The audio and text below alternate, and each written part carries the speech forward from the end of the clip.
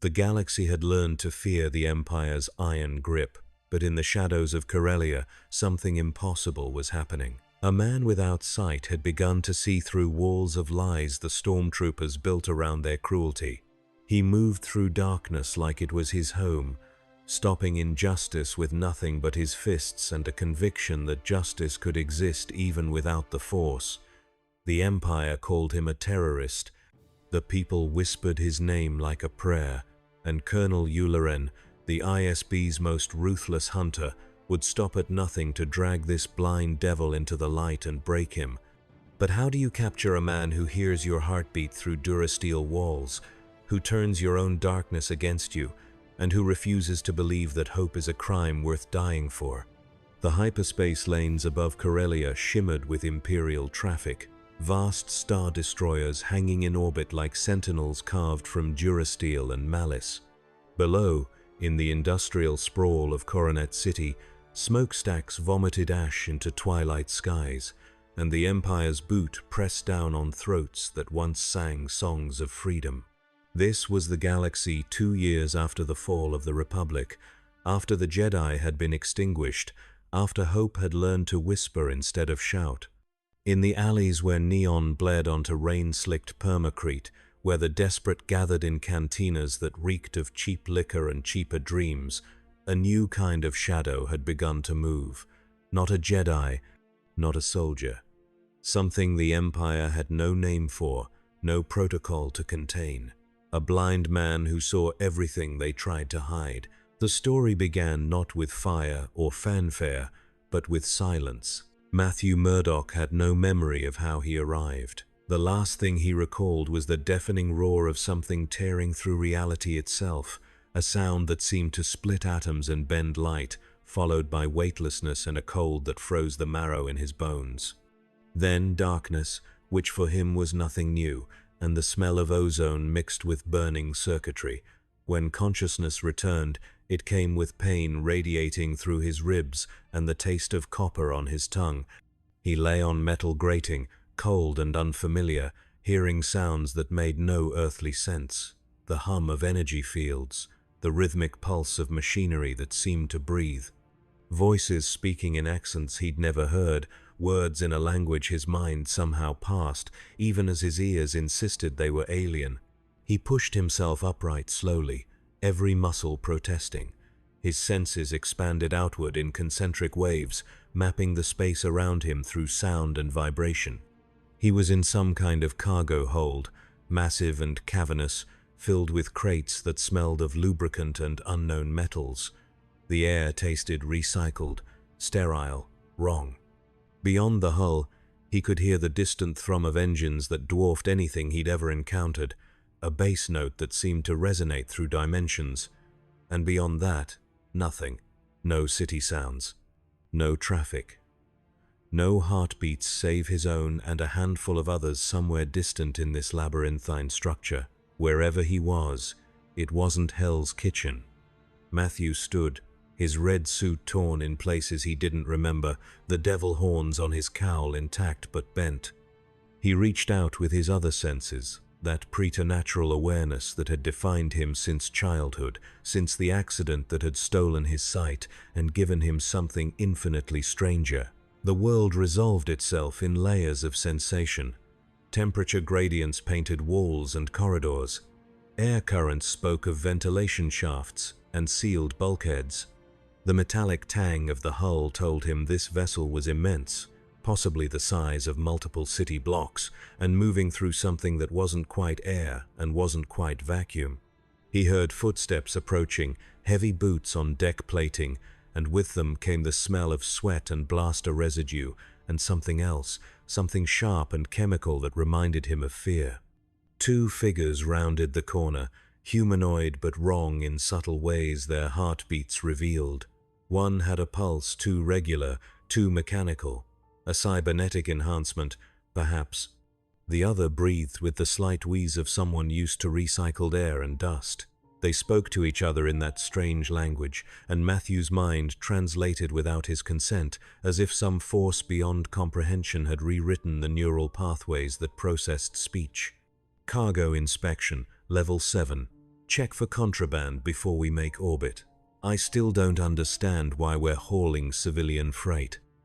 We're a star destroyer, not a transport barge. The Empire requisitions what it needs. Ask fewer questions. Star destroyer. The term meant nothing to Matthew, yet everything. It spoke of military might and authoritarian control, concepts that transcended language. He pressed himself against the bulkhead, controlling his breathing, slowing his heartbeat. The men passed within 3 meters, oblivious. Their attention was focused on datapads and cargo manifests, not on shadows that didn't belong. When they were gone, Matthew moved. He navigated the corridors like water flowing downhill, following gradients of sound and warmth toward what felt like habitation. The ship, whatever it was, groaned and hummed with the symphony of 1,000 systems working in concert. He heard the snap and crackle of energy conduits, the hiss of pressure stabilizers, the distant clang of hangar bay doors cycling open and shut. And beneath it all, a low-frequency vibration that seemed to pulse from the ship's very heart, a reactor of some kind generating power on a scale that defied belief. He found a viewport eventually, drawn by the subtle temperature differential where hull met transparent steel. Matthew couldn't see what lay beyond, but he could hear it, the complete absence of sound that spoke of hard vacuum, and feel the faint vibration of objects moving past at impossible speeds. Stars, perhaps, planets. He was in space, truly in space, and the impossibility of it settled over him like a shroud. The ship shuddered, a deep bass note that resonated through the superstructure, and the vibration changed. Deceleration. They were arriving somewhere. Matthew moved faster now, urgency replacing caution. He needed to understand where he was, when he was, what cosmic accident had torn him from everything he knew and deposited him here, in a vessel of war traveling between worlds. He found an access corridor that led to what his senses identified as a maintenance tunnel, cramped and filled with conduits that hummed with power. He followed it downward, always downward, toward the outer hull and what he hoped would be an escape route. The air grew warmer. The sounds changed. Voices multiplied, hundreds of them now, speaking in that same translated tongue, and among them he heard fear and resentment and the carefully controlled rage of people living under oppression. The tunnel opened into a ventilation shaft that overlooked a massive hangar bay. Matthew crouched at the grating, his senses drinking in information. The bay stretched for hundreds of meters, filled with angular craft that his mind identified as shuttles and fighters, each one bristling with weapons that hummed with lethal potential. Soldiers moved in formation below, their armor creating a unified acoustic signature, boots striking deck plating in perfect synchronization. He heard the bark of officers giving commands, the sharp click of weapons being inspected, the low murmur of pilots running pre-flight checks. And beyond the magnetic field that separated hangar from void, he heard a world. It came to him in layers. First, the roar of atmosphere, thick and industrial. Then the rumble of a city, vast and sprawling, its heartbeat composed of millions of individual sounds blending into a single urban symphony. Machinery, traffic, construction. The cry of what might have been birds or something stranger. And underneath it all, a baseline of human suffering, the collective weight of a population pressed beneath an iron fist. The ship settled into orbit with a shudder that Matthew felt in his bones. Docking procedures began, massive clamps engaging with thuds that rang through the superstructure. A voice boomed over intercom systems, speaking with the crisp authority of military protocol. All personnel, prepare for planetary deployment. ISB officers report to Briefing Room 7, garrison troops to embarkation deck. This is an occupied world. Maintain Imperial discipline. ISB. The acronym carried weight even without context. Intelligence. Security. The secret police of whatever empire held dominion here.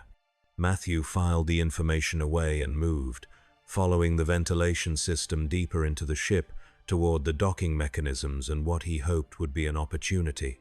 He found it an hour later when the first wave of troops disembarked and the hangar bay hummed with controlled chaos. A supply shuttle, smaller than the military craft, its cargo ramp open and unguarded for the precious few seconds it took the pilot to check a manifest. Matthew dropped from the ventilation shaft, landed silent as falling snow, and slipped into the cargo hold among crates labeled in that alien script his mind now read as easily as English. Medical supplies, ration packs, equipment for an occupation force that would rather die than show weakness. The shuttle lifted off with a lurch that pressed him against the bulkhead. Through the hull, he heard the whisper of repulsor lifts, the whine of sublight engines, and then the roar of atmospheric entry. Heat bloomed through the metal. G-forces shifted. The shuttle bucked and twisted, fighting through turbulence, and Matthew held on while his senses painted a picture of a descent through clouds heavy with industrial pollutants. The landing was rough, controlled but barely. The cargo ramp hissed open, admitting a wall of sound that nearly overwhelmed him. The city struck like a physical blow, a cacophony of millions of lives compressed into an urban sprawl that stretched to every horizon. Matthew waited until he heard the pilot and co-pilot exit, their footsteps receding toward what sounded like a military checkpoint. Then he moved. He emerged into an alley that reeked of engine, coolant, and refuse. The air was thick, humid, tasting of smog and desperation. Buildings rose on all sides, their surfaces slick with condensation, their foundations thrumming with the vibration of subterranean industry. Matthew oriented himself through sound, mapping the urban landscape through the echoes of his footfalls and the baseline rumble of traffic on elevated speedways. This was Corellia, Coronet City. The information came to him through overheard conversations, through the accent patterns of passers-by, through the distinctive whine of repulsor lift vehicles that seemed indigenous to this world. He was in a spaceport district, where cargo and commerce flowed under imperial oversight, where the Empire's white-armored soldiers walked in pairs and trios, their presence a constant reminder of who held power. Matthew moved through the shadows like he'd been born to them. His senses adjusted to this new reality, passing the alien sounds into useful information. He heard the snap hiss of energy weapons being checked, the electronic whine of surveillance systems, the whispered conversations of dock workers who spoke in euphemisms and code, always aware that imperial ears might be listening. And beneath it all, a current of fear that ran through the population like a virus, infecting every interaction, every transaction, every breath. He needed to understand this world, needed to find out how he'd arrived and if there was any way back. But first, he needed to survive. The first night passed in a blur of reconnaissance and adaptation. Matthew found shelter in an abandoned warehouse near the industrial sector, where the sounds of manufacturing drowned out the softer noises of a city sleeping under curfew. He listened to the world around him, building a mental map that extended for kilometers in every direction. The city had a rhythm, a pulse that spoke of schedules and patrols and the small rebellions of people who refused to be completely broken. He heard couples arguing in tenement buildings, children crying themselves to sleep, black market deals conducted in whispers, and everywhere the imperial presence, stormtroopers marching their routes with metronomic precision, their armor creating acoustic signatures that Matthew quickly learned to identify and avoid. On the second day, he ventured deeper into the city, following the scent of food toward a market district. Here, the sounds were different, more chaotic, the baseline oppression broken by the necessity of commerce. Vendors hawked goods in a dozen languages, droids beeped and chittered, their electronic voices creating interference patterns that Matthew's senses struggled to parse. Somewhere, an argument escalated into violence, blaster fire cracking through the air with a sound unlike any gunshot he'd ever heard, followed by screams and the heavy tread of approaching stormtroopers. Matthew moved closer, drawn by instinct and something deeper, that core part of him that had always been unable to ignore injustice. He heard the stormtroopers demanding identification, heard the panic in civilian voices, the rough treatment of citizens who had no recourse, no rights, no protection against the Empire's whims. This one's got no chain code, unregistered, probably a runaway from the shipyards. Scan for brands. Please, I have documentation. It's at home. I can bring it, please. The voice belonged to a young man, his heartbeat rapid with terror. Matthew heard the electronic buzz of a scanning device, heard the sharp intake of breath when it found whatever it was looking for. Contraband tech implant. Restricted modification. You're coming with us. No. No, please. I need it to hear. I was born deaf. It's medical. Medical modifications require Imperial approval. You should have registered it. The sound of an electrostaff activating, that distinctive crackle of neural disruptor technology, the young man's scream cut short, the thud of a body hitting pavement, and the laughter of stormtroopers who enjoyed their work just a little too much. Something in Matthew's chest tightened. This was wrong. Fundamentally, universally wrong. He knew oppression, had fought it in Hell's Kitchen, in boardrooms and back alleys, against kingpins and corrupt officials. But this was something worse, something totalizing, a system designed to crush any spark of independence or dignity. He moved before conscious thought could stop him. The alley was narrow, choked with debris and discarded shipping containers. The stormtroopers stood in a loose semicircle around their victim, 3 of them, weapons holstered, relying on intimidation and armor to protect them. They never heard Matthew coming. His footfalls were silent, his breathing controlled. He mapped their positions through heartbeat and body heat, through the faint electromagnetic field generated by their armor's power cells. The first one went down when Matthew's billy club struck the weak point behind his knee, a gap in the armor plating that military designers had sacrificed for mobility. The trooper collapsed with a synthesized grunt of pain. His companions whirled, weapons half-drawn, but Matthew was already moving, using the first trooper's falling body as a springboard to launch himself at the second. His senses painted the combat in perfect clarity. The second trooper's heart rate spiked.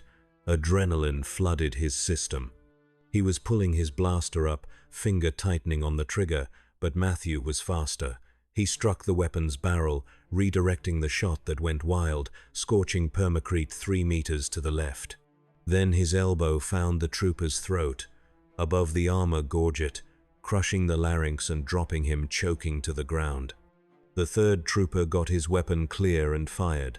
3 rapid shots that Matthew dodged through sound alone, hearing the weapon's capacitor whine an instant before each discharge, moving before the trigger was pulled. The blaster bolts passed through the space he'd occupied heartbeats earlier, superheated plasma that left scorch marks on the alley wall. Matthew closed the distance, ducked under a wild swing of the trooper's rifle, and drove his fist into the power cell mounted on the armor's back. The cell ruptured with a small explosion of sparks and acrid smoke. The trooper's armor went dead, servos locking, and he toppled like a felled tree, helpless inside his own protective shell. Matthew stood among the fallen, breathing hard, his senses tracking the wider environment for reinforcements. None came. The fight had lasted perhaps 8 seconds. The young man lay on the ground nearby, his heartbeat steadying as shock gave way to disbelief. "Can you walk?" Matthew asked, extending a hand he couldn't see.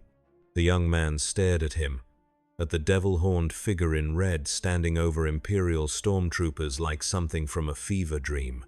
What are you? Someone who doesn't like bullies. Can you walk?" "Yes, I think." "Who? Go. Now." before their friends arrive. The young man scrambled to his feet and ran, his footsteps receding into the labyrinth of the city. Matthew stood alone with the disabled stormtroopers, aware that he'd just crossed a line that couldn't be uncrossed. He'd attacked Imperial forces, made himself an enemy of whatever vast military machine controlled this world. The smart play would be to disappear, to hide, to keep his head down until he found a way home. But Matthew Murdoch had never been particularly smart when it came to fighting injustice. He heard the approach of reinforcements, their synchronized footfalls carrying from 2 blocks away.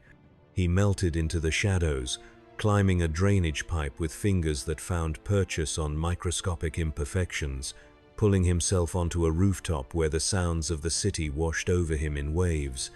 Below, stormtroopers found their fallen comrades and called for medical evac and command authorization. He heard them sweep the area, heard their frustration when they found nothing, heard the fear creeping into their voices when they realized their attacker had vanished like smoke. From his perch, Matthew listened to the city breathe. Corellia, Coronet, a world under occupation, its people ground down by systematic cruelty. He thought of Hell's Kitchen, of the battles he'd fought there, the small victories that had seemed so important. This was different. This was fighting the tide with a teaspoon, but he'd never been good at accepting hopelessness. The Force shuddered.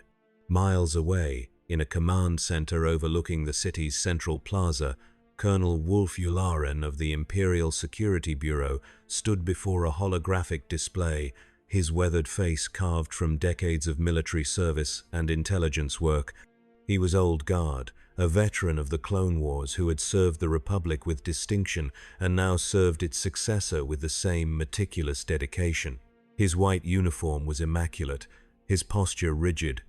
His eyes, sharp as a hummingbird's, tracked data streams with the practiced ease of a man who saw patterns where others saw noise.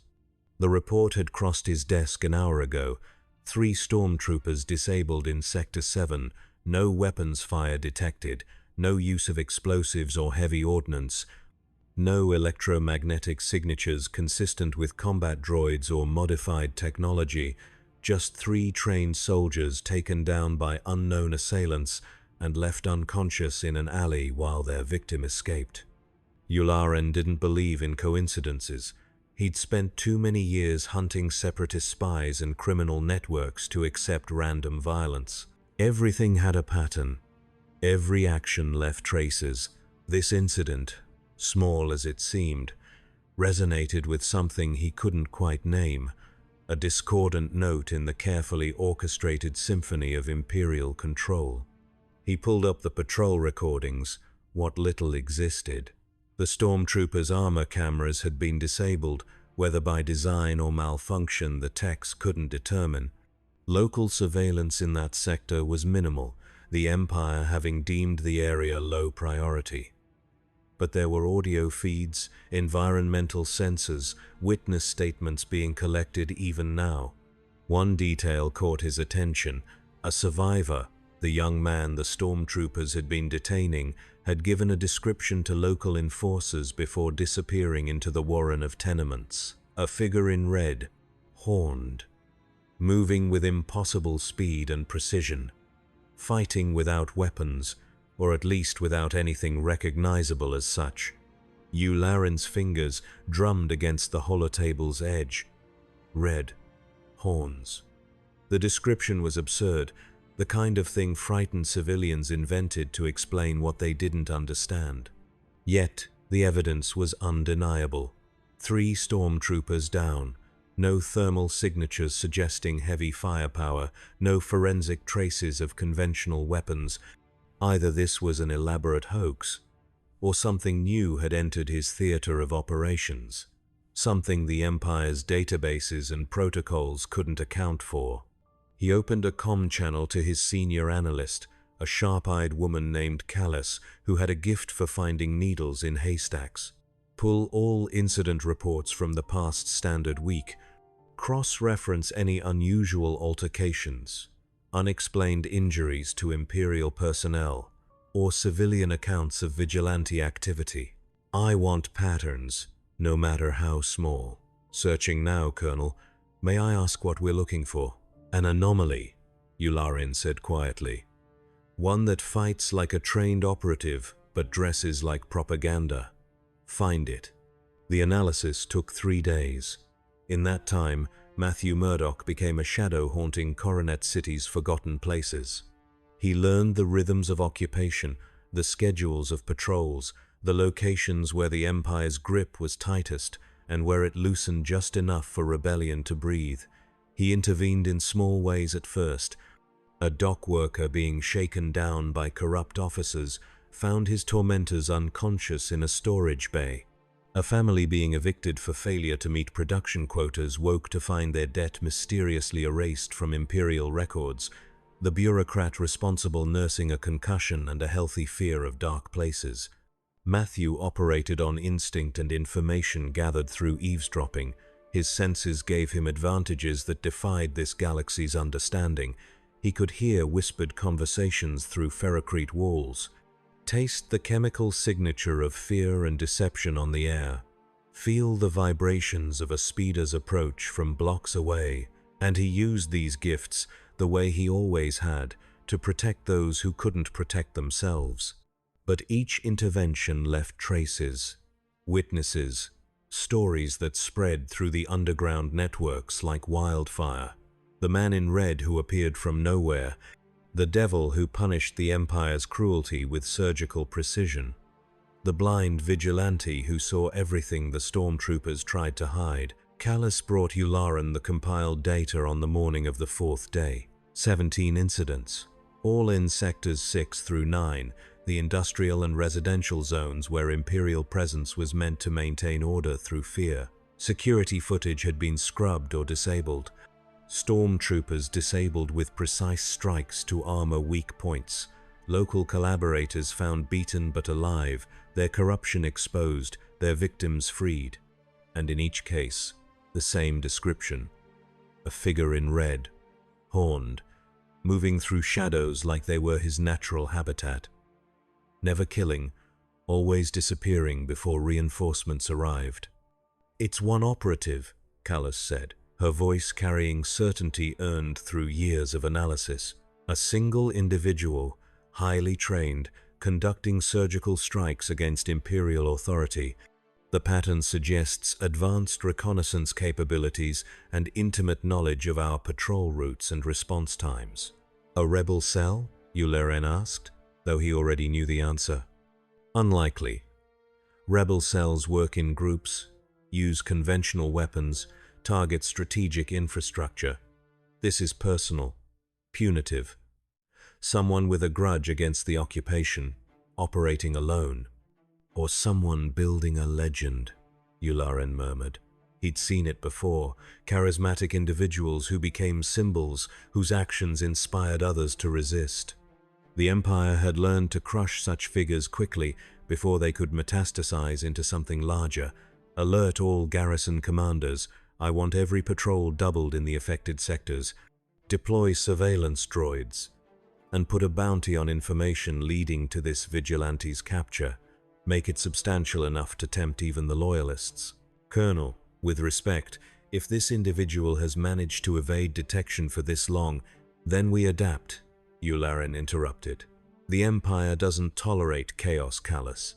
This vigilante, whoever he is, will make a mistake. They always do.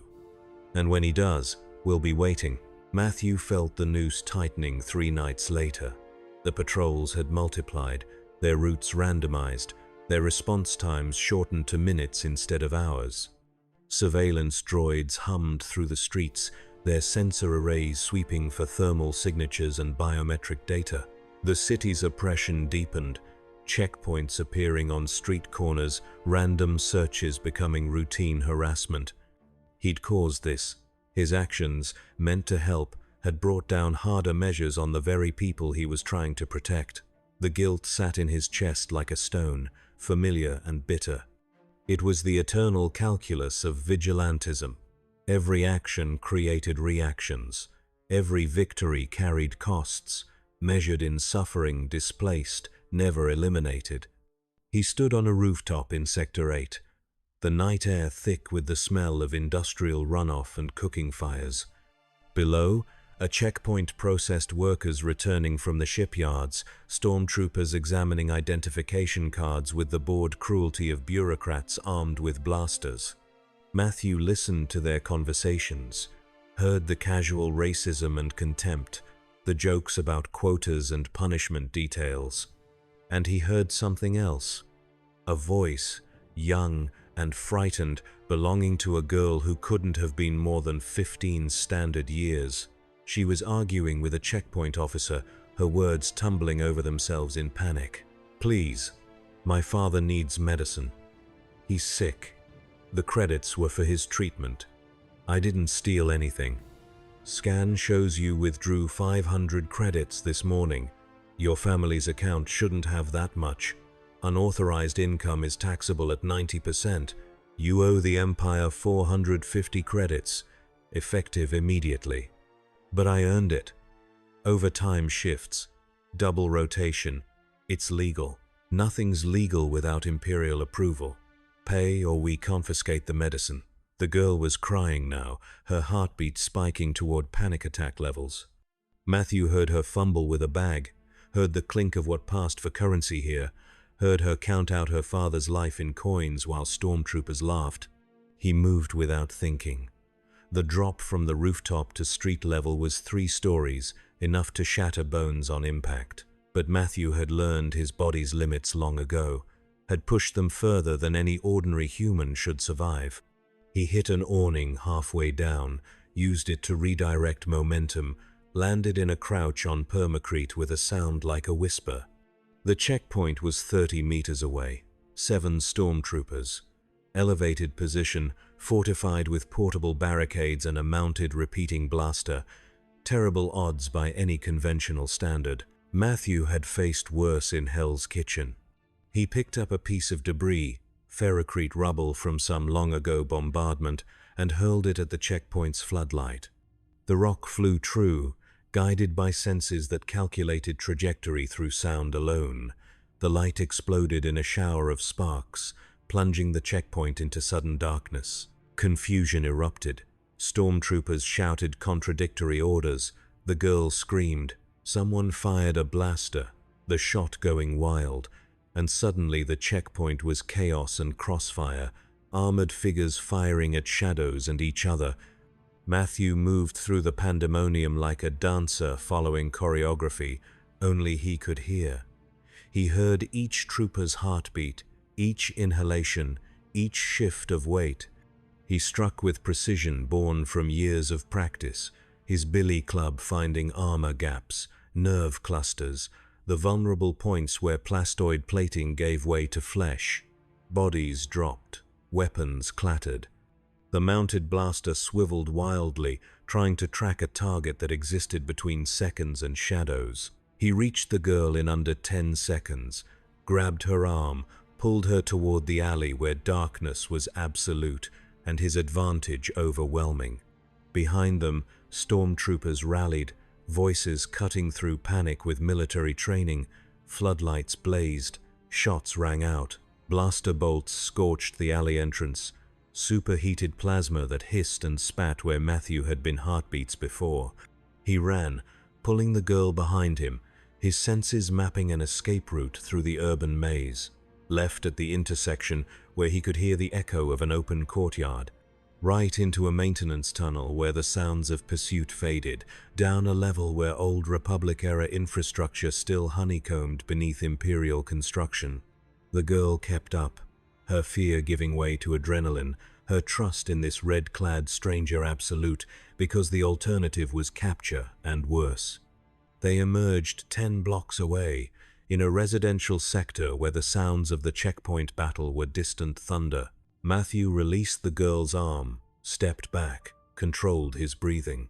His senses tracked the surrounding area, cataloging threats, finding none immediate. "Your father's medicine," he said.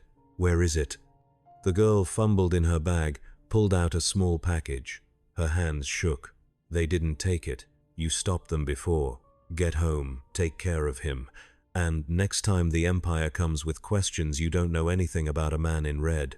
Who are you? Matthew smiled, though she couldn't see it beneath his mask. Someone who believes people shouldn't have to choose between medicine and money. Go. Quickly, she ran, her footsteps fading into the city's baseline roar. Matthew stood alone, listening to the sirens converging on the checkpoint, knowing he'd made things worse again, unable to regret saving one girl's father even if it brought down hell on everyone else. The force moved around him, a current he couldn't perceive, couldn't understand, but that nevertheless recognized something in his presence. Light and dark swirled in confused eddies. This man was neither Jedi nor Sith, neither servant of the Force nor blind to its call. He was something else, something the galaxy had not seen in millennia, or perhaps had never seen at all. An instrument of justice powered not by mysticism but by a moral conviction so absolute it bent reality around itself. Destiny turned its attention to Coronet City. And across the city, in his command center, Wolf Yularen watched sensor feeds from the checkpoint attack and felt the cold satisfaction of a hunter who had just found his prey's trail. The vigilante had escalated, had engaged Imperial forces directly, had revealed capabilities that suggested combat training on par with special operations units. But he'd also revealed a pattern, a predictability born from conscience. He intervened when civilians were threatened, appeared when the Empire's cruelty crossed some internal line only he could see. That was a weakness. Predictability was always a weakness. Yularen opened a channel to his tactical coordinator. Deploy undercover operatives to conduct false flag operations in sectors 6 through 9. Harassment of civilians, unauthorized shakedowns, the kind of behavior that will draw our vigilantes' attention, but this time we'll be ready. Special forces on standby, containment fields, neural disruptors. I want him alive if possible, dead if necessary, but I want him. Yes, Colonel. Authorization codes? Obsidian Protocol. This is now an ISB priority operation. The trap was set within 48 hours. Yularen's operatives, disguised as corrupt garrison troops, began systematically targeting civilians in Sector 7, the area where the vigilantes' activities had been most concentrated. They shook down merchants, harassed workers, created situations designed to draw intervention, and all the while, disguised teams watched from rooftops and alley entrances, waiting for a figure in red to emerge from the shadows. Matthew smelled the trap before he saw it. The patterns were wrong. The soldiers too aggressive, their cruelty too performative, their body language suggesting they were playing a role rather than indulging genuine sadism. He'd seen setups before, carefully staged scenarios meant to draw him out. This had the same stink of manufactured outrage. But he also heard the genuine fear of the civilians being targeted, heard the merchant who begged not to lose his inventory, the mother shielding her children, the old man who'd survived the Clone Wars only to face brutality in what should have been his twilight years. Staged or not, the suffering was real. He watched from a rooftop, his senses extended to their fullest range, cataloging the tactical environment. The obvious trap consisted of 5 soldiers harassing a spice merchant while hidden observers lurked in positions they thought were concealed. Matthew counted 12 heartbeats in elevated positions, another 6 in ground-level cover, weapons held ready, breathing controlled, professional, military, waiting for him. A smart man would walk away. Let this scenario play out without intervention, but Matthew had never claimed to be smart, only stubborn. He dropped into the kill zone deliberately, announcing his presence by landing directly in the middle of the staged altercation. The merchant gasped. The disguised operatives whirled, weapons appearing with practiced speed. And from every hidden position, Imperial Special Forces revealed themselves, weapons trained, containment fields activating with an electromagnetic whine that Matthew felt in his teeth. "Stand down," a voice called through amplification. "You're surrounded. Surrender, and you will not be harmed." Matthew's senses painted the tactical situation in perfect clarity.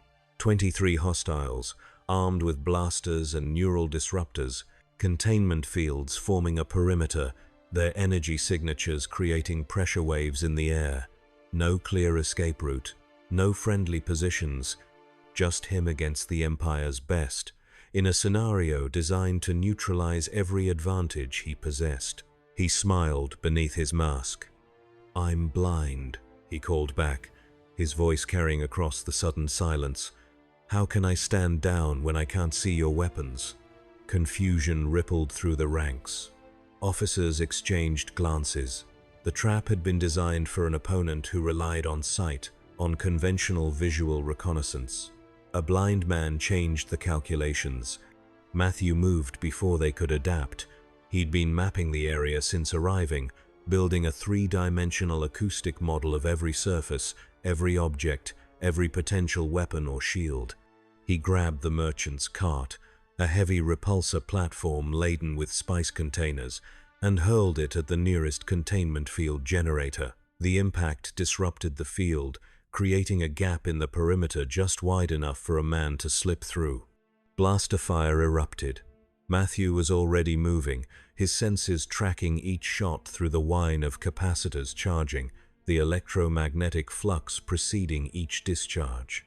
He dodged between bolts that scorched the air around him, using the merchant's stall for cover, then the wall of an adjacent building, then nothing but speed and the split-second advantage his awareness provided. A neural disruptor caught him in the shoulder, a weapon designed to overload nerve clusters and drop targets unconscious. Matthew felt the shock cascade through his system, felt his muscles seize and his senses briefly white out in a wash of pain and disorientation. He hit the ground hard, rolled through the impact, forced himself to move even as his body screamed in protest. Training took over. Years of fighting through pain, of pushing past injury, of refusing to surrender when every rational impulse demanded it. He'd been tased, drugged, beaten half to death, and still kept moving. This was just one more injury in a lifetime of accumulation. He came to his feet swinging. His billy club found a helmeted head, the impact reverberating through reinforced polymer. The Special Forces trooper dropped. Matthew spun, his senses screaming warnings about 3 hostiles converging from different angles. He couldn't fight them all, couldn't overcome 23 trained soldiers in an open kill zone, but he could make them work for it. The battle became a running fight through Sector 7's labyrinthine streets. Matthew used every advantage terrain provided, every acoustic dead zone, every shadow that his blindness made meaningless. He heard pursuit behind him, felt the concussion of explosives meant to corral rather than kill, tasted the acrid smoke of stun grenades on the air. The Empire wanted him alive. That was a tactical error. It meant pulled punches, weapons set to stun, hesitation at critical moments. Matthew didn't hesitate. He struck at vulnerabilities, at the gaps between armor plates, at exposed joints and unprotected throats. He used the environment as a weapon, collapsing scaffolding onto pursuit teams, triggering industrial equipment that spewed superheated steam, leading his hunters through active construction zones where one misplaced step meant falling 3 stories onto ferrocrete. He lost them in the sublevels beneath a textile factory, a maze of maintenance tunnels and flood channels that echoed with dripping water and the hum of buried machinery. Here, in absolute darkness, where sight was worthless and sound was everything, Matthew's advantage became insurmountable. He heard the Special Forces teams enter behind him, heard their enhanced optics struggling with the murk, heard the frustrated commands of officers who realized their quarry had vanished. He waited in silence, controlling his breathing, until the searchers moved on. Then he navigated through the darkness toward a different exit, emerging 2 kilometers away in an abandoned warehouse district where the Empire's presence was minimal and the shadows welcomed him like an old friend. He collapsed against a wall, his shoulder still screaming from the neural disruptor hit, his ribs bruised from impacts he hadn't had time to process during the fight. Blood seeped from a cut above his left eye, warm and sticky beneath his mask. He'd survived, but barely. The Empire was adapting to him, learning his patterns, bringing resources to bear that he couldn't match alone. Staying in Coronet was becoming suicidal. But leaving meant abandoning the people who'd started to hope, started to believe that resistance was possible. Matthew closed his eyes, not that it mattered, and listened to the city breathing around him. Somewhere, a child laughed. Somewhere, lovers met in secret. Somewhere, people lived lives of quiet desperation beneath the Empire's boot, waiting for someone to tell them it didn't have to be this way. He couldn't leave, not yet. Not while hope remained possible. The Force trembled. In his command center, Yularen reviewed after-action reports with the cold precision of a man cataloging failures to avoid repetition. The vigilante had escaped despite overwhelming force, had demonstrated capabilities that suggested enhanced reflexes and spatial awareness beyond normal human parameters. The description of a blind man fighting with such precision raised questions about cybernetic enhancement or perhaps something more esoteric. Send tissue samples from the impact sites to Imperial Intelligence, Yularen ordered. I want full genetic and biological analysis, and increase the bounty to 100,000 credits. Someone knows who he is. Someone will talk. Colonel, Callus said quietly, the men are calling him the Devil of Corellia. The name is spreading through civilian populations. He's becoming a symbol. Then we'll make an example of him. Yularen replied, symbols can be broken. Legends can be killed. He's just a man, Callus. Skilled, yes, but still flesh and blood can be destroyed. But doubt had crept into Yularen's certainty, a hairline fracture in the absolute conviction that had served him throughout his career. This vigilante was different from rebel operatives or criminal enforcers.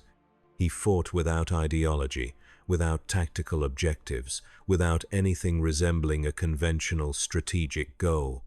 He simply appeared wherever the Empire's cruelty crossed some invisible line, delivered punishment, and vanished. It was personal. It was emotional. It was irrational. And irrational opponents were the hardest to predict. Days blurred into weeks. Matthew established a rhythm, a sustainable pattern of intervention that avoided direct confrontation with Imperial forces while still providing the small victories that kept hope alive. He exposed corruption in garrison ranks, leaked evidence of officers skimming supplies meant for occupied civilians, disrupted illegal detention operations that disappeared political dissidents into black sites. And he listened, always listened, to the conversations in cantinas where resistance members spoke in coded phrases, to the whispered meetings in basements where plans were made and abandoned, to the growing network of people who began leaving information for the Devil of Corellia, messages scrawled on walls or hidden in dead drops, detailing Imperial movements and vulnerable targets. He was becoming part of something larger than himself, a symbol around which actual resistance could coalesce. It terrified him. He'd seen what happened when people invested too much hope in symbols, when they expected salvation from a single individual instead of building systems that could outlast any one person's efforts. But he also saw what his presence was doing to the Empire's grip on Corellia. Fear was turning inward. Officers second-guessed orders. Stormtroopers bunked in pairs, watching shadows, jumping at unexplained sounds. The occupation was becoming expensive, psychologically and materially. The Devil wasn't just fighting soldiers. He was fighting the illusion of invulnerability that made occupation sustainable. He met his first actual rebel cell on a night when twin moons hung low over Coronet's industrial sprawl. They found him in one of his safe houses, an abandoned machine shop where the smell of grease and metal shavings masked human scent. 3 figures, 2 human and 1 alien, species Matthew couldn't identify through sound alone. They moved like soldiers, controlled and cautious, weapons holstered but accessible. "We want to talk," the leader said. A woman whose voice carried the scars of old smoke damage. No tricks, no traps, just conversation. Matthew remained in the shadows, his senses tracking them through heartbeat and respiration. You found me. That took effort. What do you want? To offer help or partnership? You're fighting the Empire alone. That's brave and stupid in equal measure. We have resources, intelligence, weapons, people willing to follow where you lead. I don't lead, Matthew said flatly. I'm not building an army. Then what are you doing? The woman stepped closer, her heartbeat steady, no deception in her words. You're exposing their corruption, disrupting their operations, making them afraid to walk their own streets. That's insurgency, whether you call it that or not. The only question is whether you're willing to make it effective. Effective means casualties, collateral damage, dead stormtroopers with families. I don't kill. That's your choice. But the Empire kills. Every day. Quotas that starve workers, detentions that end in accidents. The slow, grinding death of occupation that murders whole populations without firing a shot. Your mercy doesn't stop their cruelty. Matthew heard the truth in her words, felt the weight of an argument he'd had with himself 1,000 times in Hell's Kitchen. When did refusing to kill become complicity in the deaths your mercy allowed? When did principle become cowardice dressed in moral superiority? I can give you information, he said finally. Patrol routes, corruption I've uncovered, evidence you can use to turn the population further against collaboration, but I won't lead attacks. Won't plan operations that get people killed. The woman was silent for a moment, considering. Then she nodded, a gesture Matthew felt through the subtle shift of air currents. Information is enough. For now. We'll leave dead drops at the locations I'm transmitting to. Whatever you use to communicate. And if you ever change your mind about resistance, I won't. She smiled. He could hear it in her voice. The Empire has a way of changing minds. Whether we choose it or not, they left as quietly as they'd arrived. Matthew stood alone in the machine shop, listening to the city's nighttime symphony, wondering if he'd just crossed another line or simply acknowledged one he'd been dancing around since arriving on this world. The partnership, such as it was, bore fruit quickly. Matthew's intelligence, combined with the rebel cell's operational capability, began dismantling Imperial control in targeted sectors. Corrupt officers found their misdeeds exposed in public, evidence delivered to what passed for local media and resistance networks. Supply depots were raided with perfect timing, the rebels knowing exactly when guard shifts changed and surveillance systems cycled. Political prisoners were liberated from detention facilities, freed by rescue operations that seemed impossibly well informed. The Devil of Corellia became the unseen hand behind a wave of resistance that spread like wildfire through the occupied city, and the Empire's frustration mounted. Yularen escalated, martial law tightened, curfews shortened, random searches became routine harassment. The garrison quadrupled, star destroyers hanging in orbit like patient predators, and through it all, the ISB colonel orchestrated a counterinsurgency campaign with the cold precision that had made him a legend during the Clone Wars. He studied patterns, analyzed timings, built psychological profiles based on the vigilantes' known interventions, and slowly, methodically, he began to understand his opponent. This man, this devil, operated on moral outrage rather than tactical calculation. He appeared wherever cruelty exceeded some internal threshold. That was predictable. That was exploitable. Yularen designed a new trap. Not crude bait like the checkpoint operation, but something far more insidious. He would create a situation so morally reprehensible that the devil would have no choice but to respond. And this time, when the vigilante emerged, there would be no escape. The operation began on a cold morning when storm clouds hung low over Coronet and the air tasted of rain that never quite fell. Imperial forces cordoned off Sector 9, the poorest district in the city, where tenements rose like diseased teeth and the population survived on subsistence rations. Stormtroopers went door to door, pulling civilians into the street without explanation, without warrants, without mercy. Matthew heard the operation unfold from his perch 3 sectors away. The sounds came in waves: screaming, blaster fire, the dull thud of rifle butts on flesh. He moved immediately, racing across rooftops, his senses drinking in information as he closed the distance. What he found froze him in place. The Empire had herded nearly 5,000 civilians into the sector's main plaza, a killing ground surrounded by elevated firing positions and armored walkers. Men, women, children, all pressed together in terrified masses while stormtroopers circled like predators. And standing on an elevated platform, speaking through amplification that echoed off ferrocrete walls, was Wolf Yularen himself.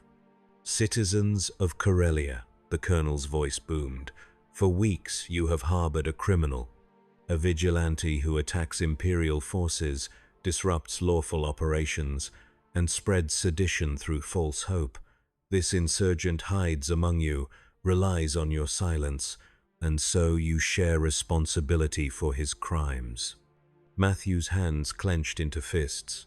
He could hear heartbeats below, thousands of them, racing with terror, could smell fear, sweat, and desperation, could taste the inevitability of what was about to happen. "I make this offer once," Yularen continued. "Deliver the vigilante you call the Devil, bring him to Imperial justice, and this gathering will disperse peacefully. Refuse, and I will select 1 civilian in 10 for execution. Their blood will be on your hands, on his hands. You have 1 hour to decide."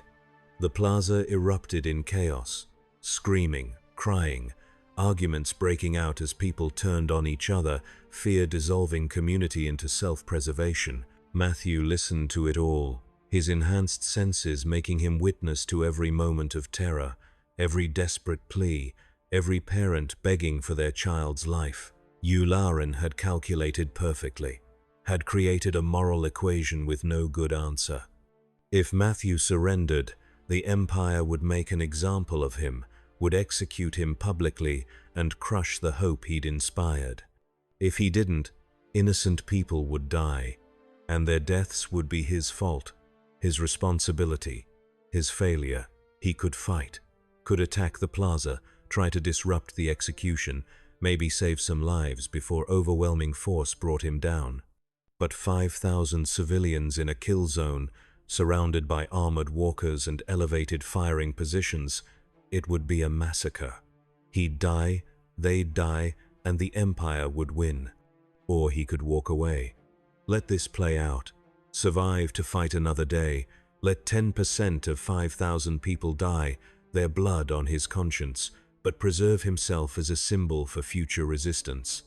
It was cold, calculating, the kind of ruthless pragmatism that won wars and destroyed souls. Matthew Murdoch had never been good at pragmatism. He dropped into the plaza from a rooftop overlooking the North Quadrant, landing in the middle of the terrified crowd. People scattered, then recognized the red suit and devil horns and froze in confused hope and horror.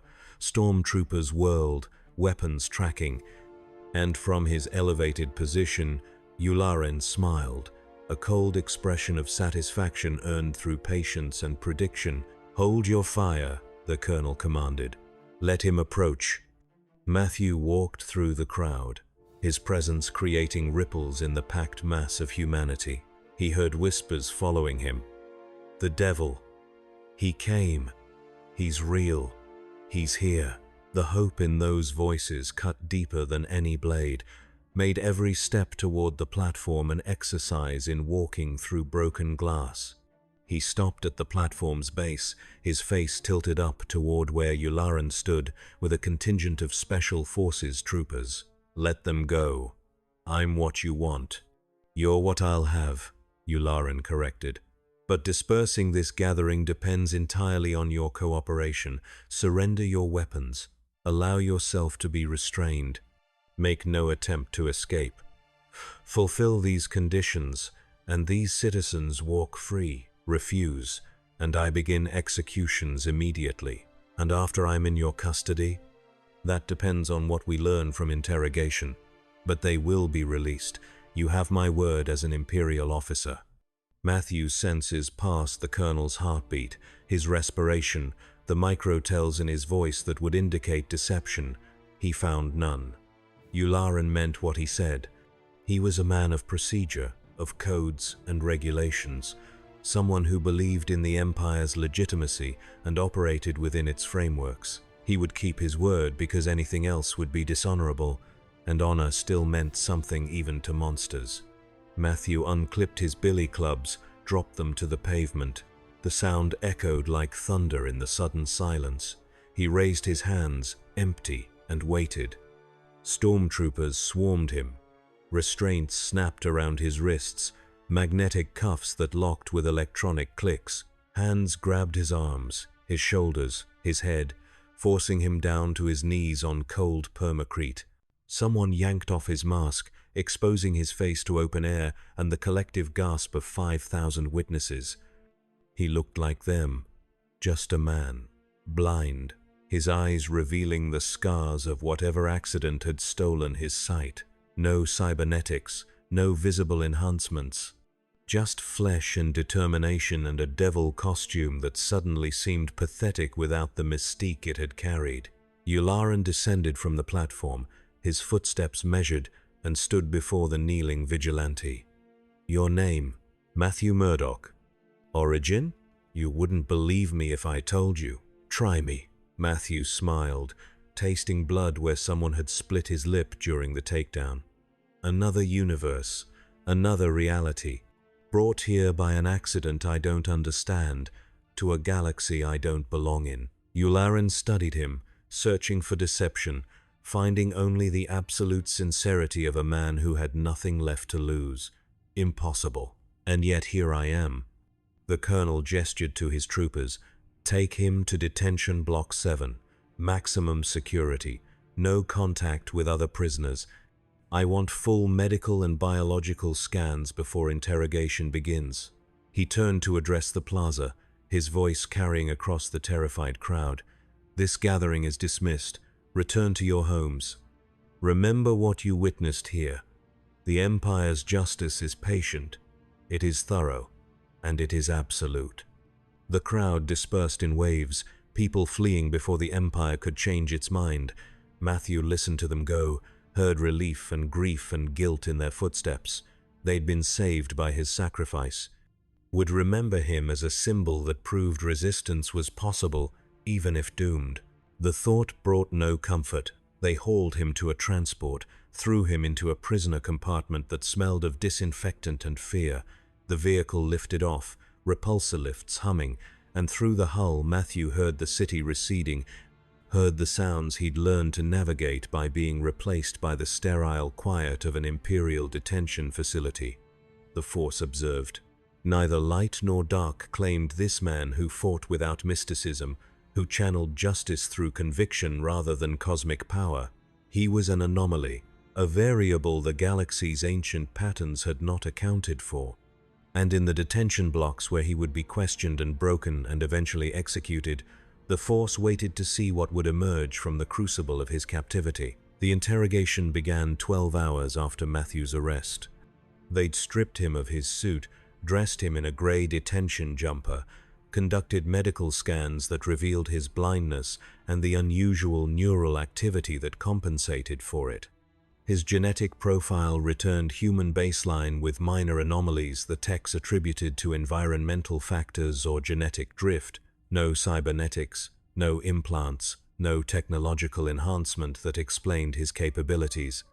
Yularen sat across from him in a white room where everything echoed and the temperature was controlled to mild discomfort. Between them, a table made from the same cold metal as the walls. No recording devices visible, though Matthew heard them humming in the ceiling panels. You've been remarkably forthcoming about your origins, Yularen began, his voice carrying the weariness of a man who'd conducted thousands of interrogations. Interdimensional travel, cosmic accidents. It reads like a child's fantasy. I didn't ask to be here, Matthew said. His hands remained cuffed, the magnetic restraints digging into his wrists. I don't know how it happened. One moment I was fighting in my city. The next, I was in the cargo hold of your Star Destroyer. Yet you immediately began conducting insurgent operations against Imperial forces. I stopped bullies from hurting innocent people. If that's insurgency in your empire, maybe you should examine your empire. Yularen's expression didn't change. Noble sentiments, ineffective strategy. You've accomplished nothing except bringing harsher measures down on the very people you claim to protect. I gave them hope. Showed them the empire isn't invincible. Hope is a luxury they can't afford. It gets them killed, gets their families killed. You fed them a fantasy of resistance when acceptance would keep them alive. Matthew leaned forward as far as his restraints allowed. Acceptance of oppression isn't life. It's slow death by 1,000 humiliations. I've seen it before, in my world. Tyranny that demands you keep your head down, stay quiet, let injustice happen because fighting costs too much. But there's a cost to acceptance too. It kills the part of you that knows right from wrong, makes you complicit. And eventually, you look in the mirror and don't recognize who's looking back. Philosophy from a blind vigilante. Yularen stood, walked to the wall, his back to Matthew. You're an interesting contradiction, Murdoch. You claim moral high ground, but operate through violence. Preach justice, but bypass law. Condemn the Empire for enforcing order while you create chaos that undermines it. Your order is maintained through fear and brutality. That's not peace. It's suspended war against your own population. And your alternative? Anarchy? Every planet fighting its own conflicts without central authority to maintain stability? I served the Republic during its final years, watched corruption and inefficiency paralyze the galaxy while separatists tore it apart. The Empire brought unity, brought structure. Yes, it requires strength. Yes, it demands sacrifice, but it works. At what cost? Matthew asked quietly. How many freedoms do people have to surrender before the protection isn't worth having? Yularen turned, his weathered face unreadable. That's a question for philosophers, not soldiers. I follow orders, maintain security, ensure the Emperor's vision becomes reality. My doubts, if I had them, would be irrelevant to that duty. Then you're a better man than your empire deserves. Matthew heard the truth in his own words, recognized in Yularen a kindred spirit twisted by circumstance into serving the wrong cause. You have honor, codes you live by, but you're using them to build something that has neither. The silence that followed stretched for long seconds. Then Yularen returned to his seat, folded his hands on the table with deliberate precision. Regardless of your motives or origins, you've committed crimes against the Empire, assault on Imperial personnel, destruction of property, incitement to rebellion. The penalties are clear. Execution, public execution, to demonstrate the cost of resistance and close the chapter your presence opened. You'll be tried before a military tribunal, sentenced and eliminated. The process will be documented, broadcast. Your death will serve as the final lesson in why hope without power is just prolonged suffering. Matthew smiled, a expression without joy. Martyrdom tends to inspire more resistance than it prevents. You might want to rethink the public execution. We'll take that risk. The Empire has dealt with martyrs before. Their legends fade, their followers scatter. Within a generation, you'll be a footnote in Corellia's history. Maybe. Or maybe I'll be the story parents tell their children about the man who fought back when everyone said it was impossible. Stories have power, Colonel. Sometimes more than Star Destroyers. Yularen stood. The interview concluded. Guards will return you to your cell. Your tribunal convenes in 3 standard days. I'd suggest you spend the time preparing whatever final words you wish to speak. "Colonel," Matthew called as Yularen reached the door.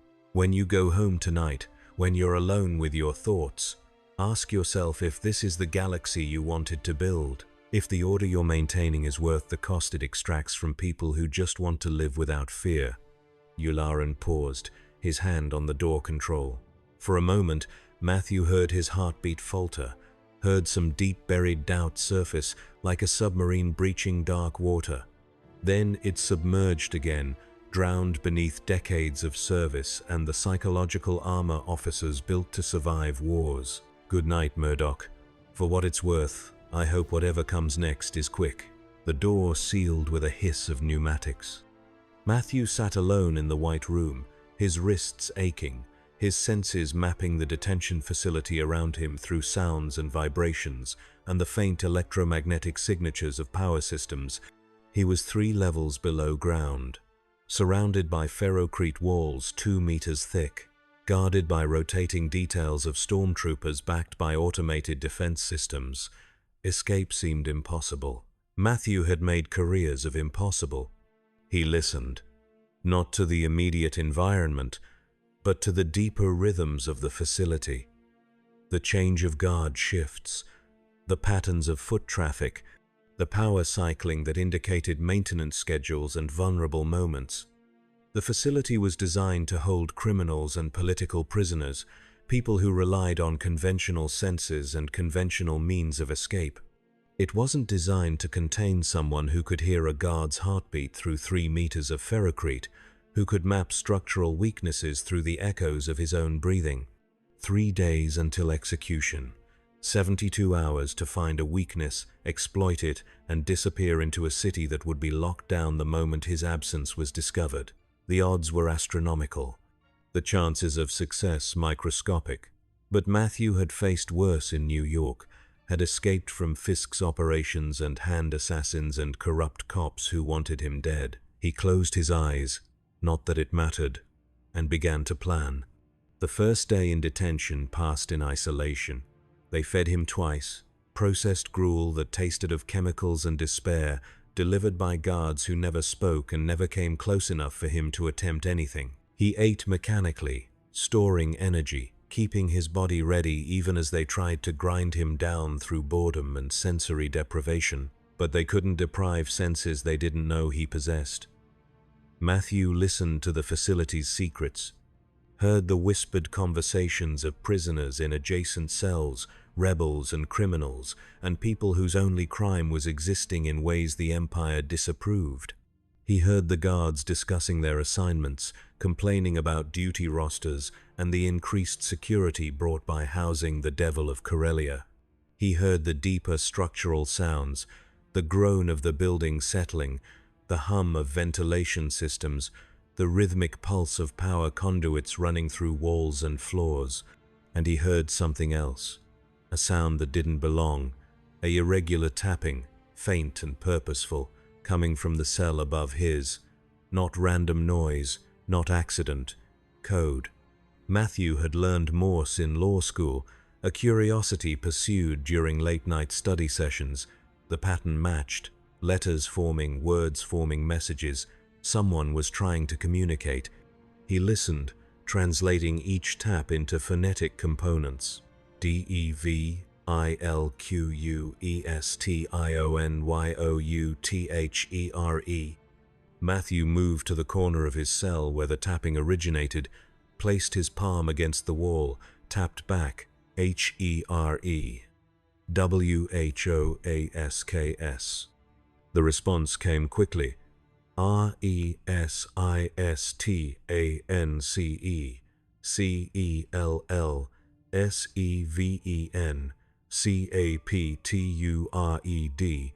YESTERDAY. The rebels.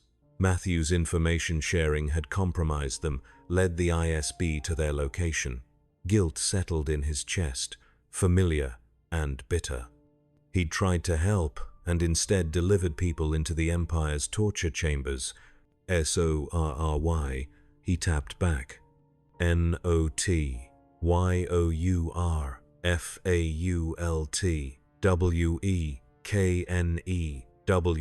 ESCAPERISKS. The tapping paused, then resumed with urgency. ESCAPEPLANENED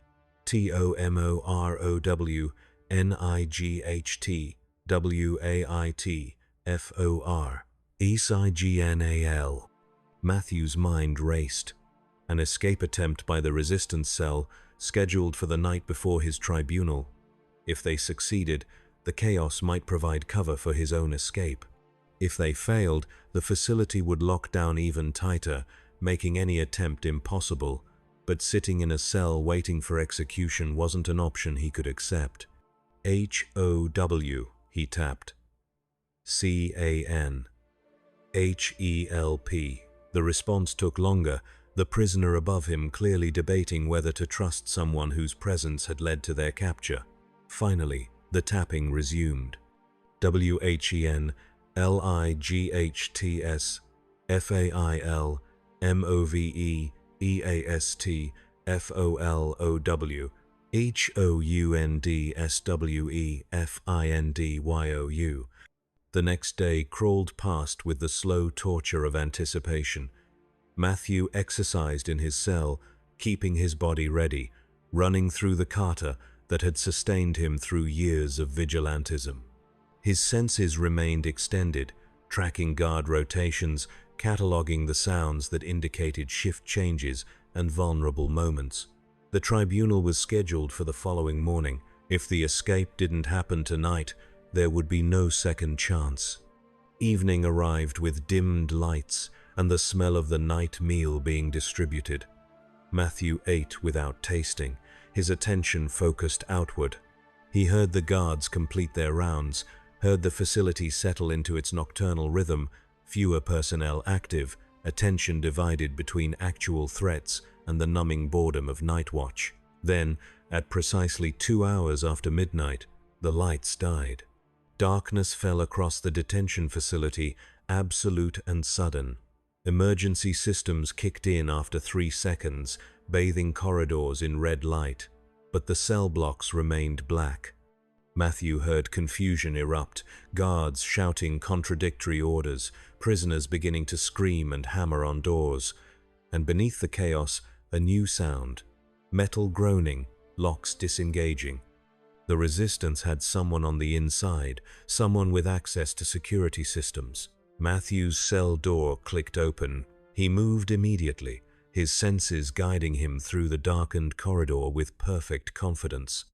Other prisoners stumbled from their cells, blinded by the sudden loss of light, but Matthew navigated the chaos like a dancer following familiar choreography. He followed the sounds east, where he could hear combat, blaster fire, and shouted commands, and the distinctive snap hiss of something that made his senses ring with warning. A lightsaber. The sound was unmistakable even without prior experience. The blade hummed with a resonance that seemed to cut through reality itself, a weapon that existed half in the physical world and half in something beyond. Matthew heard it deflecting blaster bolts, heard the sizzle of superheated metal where it carved through durasteel doors, heard the distinctive sound of a master blade work creating paths through impossible defenses. He rounded a corner and his other senses painted a picture his eyes couldn't see. A figure, humanoid, moving with inhuman grace through a corridor of fallen stormtroopers. The lightsaber sang as it moved, its wielder cutting down opposition with the clinical precision of a master. But something was wrong. The Force, that omnipresent current Matthew couldn't perceive but could feel its absence around himself, swirled in confused eddies around this warrior, dark and light mixed without resolution. Matthew Murdoch. The voice was feminine, accented with something that suggested aristocratic upbringing. The Devil of Corellia, your legend precedes you. Who are you? Someone interested in keeping you alive. The Resistance needs symbols, and you've proven remarkably effective at inspiring them. The lightsaber deactivated, its absence creating a void in the acoustic environment. Can you fight your way out, or do you need assistance? I can manage. Matthew heard approaching reinforcements, their synchronized footfalls marking them as elite troops rather than standard garrison. But we should move. They ran together through corridors that echoed with alarms and blaster fire. The Jedi, if that's what she was, led with her lightsaber reignited, cutting through security doors and opposition with equal efficiency. Matthew followed, his senses tracking threats and cataloging escape routes. They met up with the rebel cell in a maintenance bay near the facility's loading dock, 6 survivors out of what had been a larger group. "Transport's waiting," the woman from their first meeting said, her smoke-damaged voice tight with urgency. "But the garrison's locking down the entire sector. We have maybe 5 minutes before they seal the perimeter." The Jedi, now clearly visible in the maintenance bay's harsh lighting, was younger than her voice suggested, perhaps mid-20s, with dark hair and eyes that held the weight of decades. She wore modified Jedi robes, dark gray instead of traditional brown, and her lightsaber hung from her belt with casual familiarity. "Then we move now. Devil, can you sense patrol patterns?" "I can hear them. 3 units converging from the north, 2 from the west. The east route is clear for another 90 seconds. She nodded, impressed despite herself. "Then east it is. Everyone, stay close and follow his lead." They emerged into Coronet's night air with blaster bolts scorching the pavement behind them. The transport was a battered freighter, pre-Empire vintage, its engines already hot and screaming. Matthew ran on pure instinct, his senses painting the chaos in perfect clarity, guiding the group through a gauntlet of incoming fire and collapsing Imperial containment. They made the freighter's cargo ramp with seconds to spare. The ship lifted off before the ramp fully closed, acceleration slamming everyone against bulkheads. Through the hull, Matthew heard the whine of TIE fighters launching, heard the freight's pilot cursing as he threw the ship into evasive maneuvers that would have broken a lesser vessel. "Hyperspace in 30 seconds, the pilot called back. "Hold on to something." The freighter climbed, shaking apart at the seams, pursued by TIE fighters whose weapons scored hits across the aft shields. Matthew heard systems failing, heard the pilot compensating with skill and desperation in equal measure. Then came a sound like reality tearing, a bass note that descended below human hearing into something that resonated in bones and marrow. The ship jumped to hyperspace. Silence fell, sudden and absolute. The chaos of pursuit, the scream of engines, the rattle of weapons fire, all of it gone, replaced by the strange quiet of faster-than-light travel. Matthew collapsed against a bulkhead, his body finally acknowledging the adrenaline crash it had been postponing for hours. "You're bleeding," the Jedi said, kneeling beside him. Her hand touched his shoulder, warm and somehow comforting. That shoulder wound from the neural disruptor never properly healed. "I'll manage."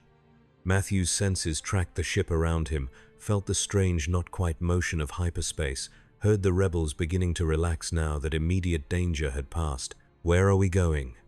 "Somewhere the Empire doesn't control. A way station where resistance cells coordinate and regroup." She helped him to a sitting position, her strength surprising for her frame. "I'm Lara Voss, by the way, former Jedi. Now something else." "Former? The Order is dead, destroyed by the Emperor 2 years ago. Those of us who survived have had to become something new, adapt or be hunted into extinction." Her voice carried grief barely contained. "You understand adaptation, I think. A blind man who fights like he can see, who navigates darkness better than most navigate light." Matthew heard the question behind her words. "I was in an accident as a child, lost my sight, gained something else. Enhanced senses that let me perceive the world through sound, vibration, temperature, smell. It's not vision, it's something different, but it works." "The Force works through you," Lara said quietly, "whether you acknowledge it or not. I can feel it, the way reality bends around your presence. You're blind to the Force itself, but somehow channel it unconsciously. It's fascinating, unprecedented." I don't believe in mysticism. What I do comes from training and biology, not cosmic energy. She smiled, an expression Matthew heard in the subtle shift of air currents. Belief is irrelevant. The Force exists whether you acknowledge it or not, but I understand skepticism. The Force has failed many people who dedicated their lives to serving it. The ship flew on through hyperspace, carrying its cargo of escaped prisoners toward destinations unknown. Matthew listened to the rebels talking among themselves, heard them processing trauma and victory in equal measure. They'd lost people in the escape, friends, cell members who'd been caught or killed. But they'd also freed the Devil of Corellia, saved a symbol that meant something to the populations suffering under occupation. He wondered if he was worth the cost, if his survival justified the deaths of people he'd never meet. The mathematics of resistance were brutal and unforgiving. Every victory required blood payment. Every symbol demanded sacrifice. And Matthew Murdoch had never been comfortable with being someone's inspiration when it meant others died in his place. "Stop," Layra said softly. "I can feel your guilt from here. You didn't ask those people to risk their lives. They chose it, chose to believe that fighting was better than accepting oppression. That's not your burden to carry." "Then whose is it?" "The Empire's. They created the conditions that make resistance necessary. They bear responsibility for every death their tyranny causes, whether directly or through the rebellions they inspire." Matthew leaned his head back against the bulkhead, exhaustion settling over him like a heavy blanket. "I just wanted to help, wanted to stop people from being hurt. And instead I've become part of a war I don't understand, in a galaxy I don't belong to." "Welcome to the rebellion," Layra said. "None of us belong here. We're all refugees from the galaxy we lost, fighting to build something better from the ashes. You'll fit in perfectly." The way station hung in deep space, a converted asteroid mining facility that had been abandoned during the Clone Wars and repurposed by resistance groups fleeing Imperial persecution.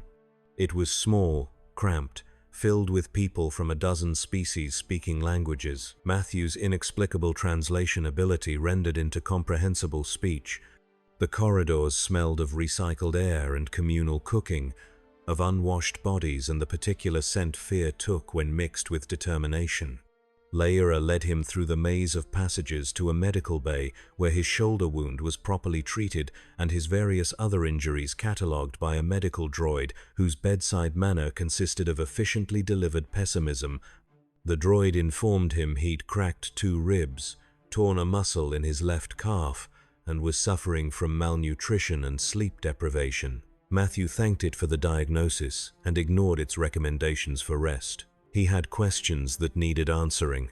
The Waystation's command center was a converted conference room where holographic displays showed Imperial fleet movements and resistance cell locations across a dozen sectors. Maps of star systems Matthew had never heard of glowed in mid-air, their strategic importance indicated by color-coded markers. Layra stood at the central display, reviewing reports with other cell leaders, her presence commanding despite her youth. Matthew waited until the briefing concluded before approaching. "I need to understand something. This war you're fighting, what's the goal? Overthrow the Empire? Restore the Republic? What comes after?" Layra looked at him with eyes that had seen too much for their years. "That's a question we debate constantly. Some want to rebuild the Republic. Others argue it was corrupt and broken, that we need something new. A few just want to hurt the Empire badly enough that occupation becomes unsustainable. There's no unified vision, just shared opposition to tyranny. So you're fighting without knowing what you're fighting for. We're fighting for the right to decide our own futures. Whether that's a new republic or something else entirely, it'll be determined by people who are free to choose, not dictated by an emperor who seized power through deception and genocide." She gestured to the star maps. "Every system you see marked in red is under Imperial occupation. Every blue marker represents a resistance cell fighting to liberate their world. Some will succeed, most will die. But they'll die free, choosing their fate instead of accepting the one imposed on them. Matthew heard the conviction in her voice, the bedrock certainty that gave purpose to sacrifice. He'd heard it before, in the voices of people who fought corrupt systems knowing victory was impossible but fighting anyway because surrender meant death of a different kind. "The Jedi," he said. "Your order. What happened to them?" Pain flickered across Laera's face, visible even to Matthew's other senses through the subtle change in her breathing and heart rate. "Betrayed, slaughtered. The clone troopers we fought beside during the war received an order, something called Order 66, that designated all Jedi as traitors. They turned on us without hesitation, killed masters, Padawans, younglings. The temple on Coruscant burned. Survivors were hunted across the galaxy. Within days, 10,000 Jedi were dead. And you survived. I was on a deep space assignment when the order came. Felt the disturbance in the Force when my master died, when the temple fell. I went into hiding, watched the Republic become the Empire, watched the Emperor, who'd been a politician named Palpatine, reveal himself as a Sith Lord who'd orchestrated the entire war to seize power." She touched her lightsaber, the gesture unconscious. "The Jedi failed the galaxy. We were so confident in our righteousness, so certain the Force would guide us, that we never saw the darkness growing in our own Senate. That failure cost everything. And now you fight for a rebellion that might fail the same way. Yes, but this time without the arrogance, without the certainty that destiny favors the righteous. We're just people trying to make the galaxy a little less terrible. If that's not enough, at least we'll know we tried." Matthew understood that philosophy, had lived it for years in Hell's Kitchen, fighting battles he knew couldn't be won, but fighting them anyway because the alternative was accepting evil as inevitable. "I want to help, but I need to find a way home. Back to my universe. There are people there who need me." "I'll be honest, Matthew, interdimensional travel isn't something we have expertise in. The Force sometimes creates anomalies, tears in reality where different universes touch. But controlling such phenomena, creating stable passages, that's beyond anything the Jedi ever achieved." Laera studied him with frank assessment. "You might be here for the rest of your life. The question is what you do with that life while you're waiting for a miracle." The words settled like stones in Matthew's chest. Trapped in a galaxy at war, unable to return to the people and city he'd sworn to protect.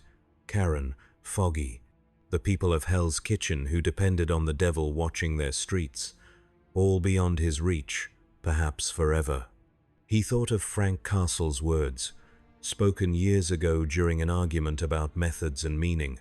"Sometimes the only choice is how you face the darkness. Can't control when it comes. Can't always stop it. But you can decide what kind of man you are when it arrives."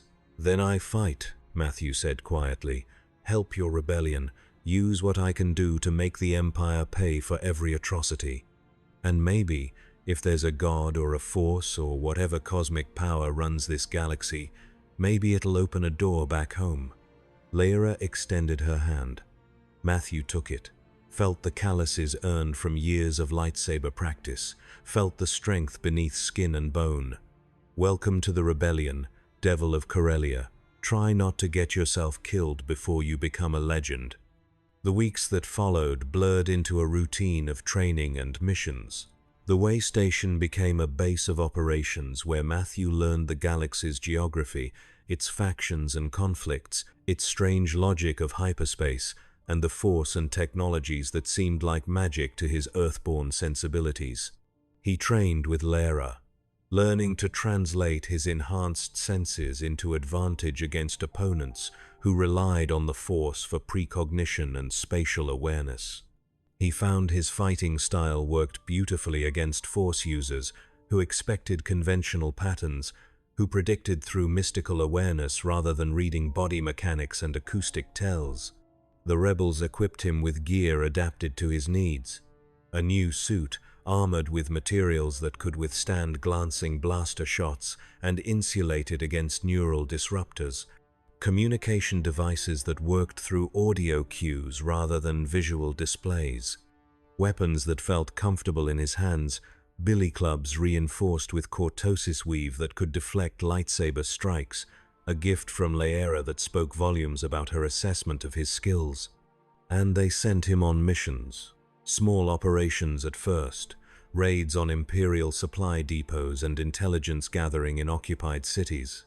Matthew excelled at infiltration, his ability to navigate through sound and sense making him nearly invisible to conventional security. He gathered information that resistance cells used to plan larger operations, exposed corruption that turned Imperial officers against each other, became a ghost story that stormtroopers whispered about in barracks, the devil who could see in darkness and strike from nowhere. The legend grew.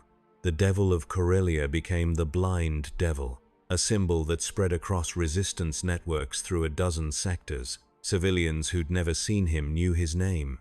Children told stories about the red-suited vigilante who fought the Empire with bare hands and refused to kill. The propaganda value was immense, a narrative that proved ordinary people could resist, could fight back, could become something greater than their limitations suggested. But legends were built on bodies, on the rebels who died covering his escapes, on the civilians executed in retaliation for operations he led, on the slow accumulation of costs that came due in blood and suffering. Matthew tried to minimize casualties, tried to plan operations with surgical precision that left minimal collateral damage. But war didn't cooperate with mercy.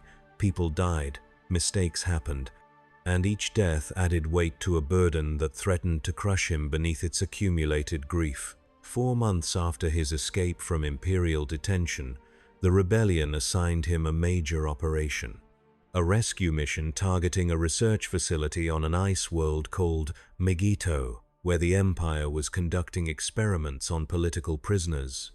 Intelligence suggested the facility housed several hundred captives, resistance members, and scientists who'd refused to serve the Imperial war machine. The operation would require a full assault team, infiltration under heavy security, and extraction under fire. It was suicide by any rational assessment. The Empire maintained an entire garrison on Megiddo, protected by shield generators and planetary defense cannons. The research facility sat in a fortified bunker built into the planet's Arctic highlands, surrounded by automated defenses and patrolled by elite stormtrooper units. Getting in would be nearly impossible. Getting out with hundreds of prisoners would be a miracle. The rebellion approved the mission anyway, voted on it, decided that the propaganda value and the intelligence these prisoners possessed justified the risk. They assembled a strike team of 40 operatives, the largest concentration of rebel forces in the sector, and assigned Matthew as infiltration specialist. Laera pulled him aside the night before departure. They stood in an observation deck overlooking the way station's docking bays, watching freighters and starfighters being loaded for the operation. Her presence carried tension, the Force responding to her anxiety in ways Matthew couldn't see but could feel through the subtle changes in how air moved around her. "This is a bad idea," she said without preamble. "The Empire knows we'll try something. They've been using those prisoners as bait for months. This whole operation screams trap." "Probably," Matthew agreed. "But we can't leave hundreds of people in Imperial custody just because rescuing them is dangerous. That's not what the rebellion stands for. The rebellion stands for winning. Sometimes that means accepting losses to preserve the larger cause. Then maybe I'm not cut out for rebellion." Matthew faced her, his sightless eyes somehow finding hers with the precision his other senses provided. "I can't do cold calculations about acceptable casualties. Can't decide some people matter less than tactical objectives. If that makes me a liability, pull me from the mission." Laera was silent for long moments. Then she laughed, a sound without much humor. "You're exactly what the rebellion needs. Someone who refuses to compromise humanity for strategy. It's going to get you killed." but it'll inspire people while you're alive." She paused. "I'm coming with you. Someone needs to watch your back when you charge into the impossible. You don't have to." "I know, but I'm doing it anyway. Call it force intuition, or friendship, or the fact that I've grown fond of your stubborn refusal to accept reality." She placed a hand on his shoulder. "The force is turbulent around this mission, Matthew. Dark and light churning in patterns I can't read. Something significant is going to happen on Maigito. I want to be there when it does." The transport to Maigito took 3 days through hyperspace. The strike team crammed into a disguised cargo freighter that smelled of previous cargo and the nervous sweat of people preparing for combat. Matthew spent the time meditating, centering himself the way Stick had taught him years ago, finding stillness in the anticipation of violence. Around him, rebels checked weapons and reviewed mission parameters and tried not to think about the statistics that said most of them wouldn't return. They dropped out of hyperspace on Maigito's dark side, the planet a frozen sphere of ice and corporate greed. Once a banking clan stronghold, now an imperial research outpost where conscience went to die. The freighter descended through atmosphere thick with ice crystals, using false transponder codes to bypass automated challenges, landing at a civilian spaceport 50 kilometers from the target facility. The team split into 3 elements. Alpha would create a diversion at the garrison's southern perimeter. Bravo would assault the main entrance during the confusion.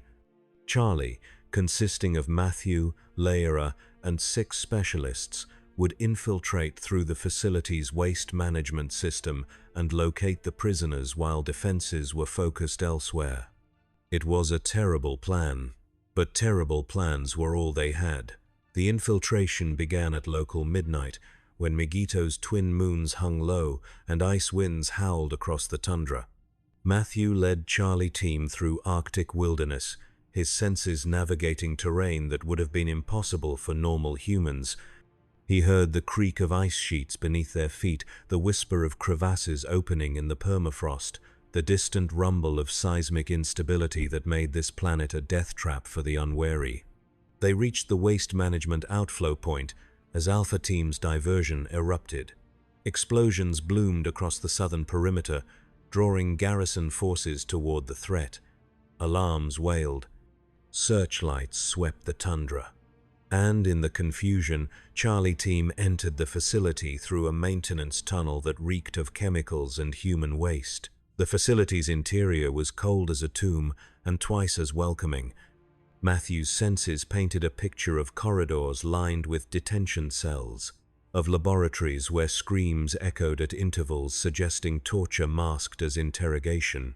He heard prisoners crying, heard guards laughing, heard the hum of machinery conducting experiments that defied human decency. Rage built in his chest, familiar and dangerous. He'd felt this in Hell's Kitchen, standing outside buildings where human trafficking operations conducted business, where kingpins ordered murders over expensive dinners, where power protected itself through violence against the powerless. The Empire was Fisk writ large, corruption and cruelty scaled to galactic proportions. They moved deeper into the facility, following Matthew's guidance through acoustic mapping. Twice they encountered patrol droids, which Lyra disabled with precision lightsaber strikes that left no time for alarms. The detention block appeared on their maps as Section 7, deep in the facility's core, surrounded by security checkpoints and automated defenses. They were almost there when the trap sprung. Blast doors slammed shut ahead and behind, sealing Charlie team in a corridor that suddenly blazed with floodlights. Stormtroopers emerged from hidden positions, weapons trained, and walking through their ranks, his white ISB uniform immaculate despite the facility's harsh environment, came Wulf Yularen. "Mr. Murdoch," the colonel said, his voice carrying across the trapped corridor. "I wondered if the rebellion would be foolish enough to attempt rescue. Now I have my answer." Matthew's senses tracked the tactical situation. 20 stormtroopers, all with clear firing lanes. Blast doors that would require heavy explosives to breach. No cover, no escape routes. They'd walked into a kill box designed specifically for them.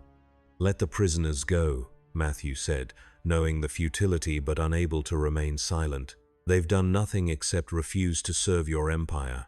"Their resources," Yularen replied. "Their knowledge, their skills, their very existence serves imperial purposes, whether they consent or not. You, however, are a different matter. A symbol that's grown too dangerous to allow continued existence. Your execution on Corellia was delayed by your escape. It will not be delayed here." Lera's lightsaber ignited, its blue blade casting sharp shadows. "You'll have to go through me first, Colonel. A Jedi. Or former Jedi. The distinction seems irrelevant." Yularen gestured to his troopers. "Kill them. The Empire has no use for failed Guardian orders or blind vigilantes who play at resistance." The corridor erupted in blaster fire. Matthew moved on pure instinct, his senses tracking each shot through the whine of capacitors and the electromagnetic flux preceding discharge. He dodged between bolts that scorched the air around him, grabbed a fallen trooper's weapon, hurled it at a floodlight to create zones of shadow and confusion. Lera became a whirlwind of blue light, her lightsaber deflecting shots back toward their sources. She moved with the grace Force users possessed, seeing futures and possibilities, but even precognition had limits. A bolt caught her shoulder, spinning her sideways. She recovered, kept fighting, but blood stained her robes, and her movements grew tighter, more defensive. The rest of Charlie team fought with desperate courage, but they were outgunned and outmaneuvered. One by one they fell, bodies dropping to corridor floors, until only Matthew and Lera remained standing amidst the carnage. Matthew's enhanced senses painted a picture of impossible odds. They couldn't fight, couldn't escape. In seconds, they'd be cut down.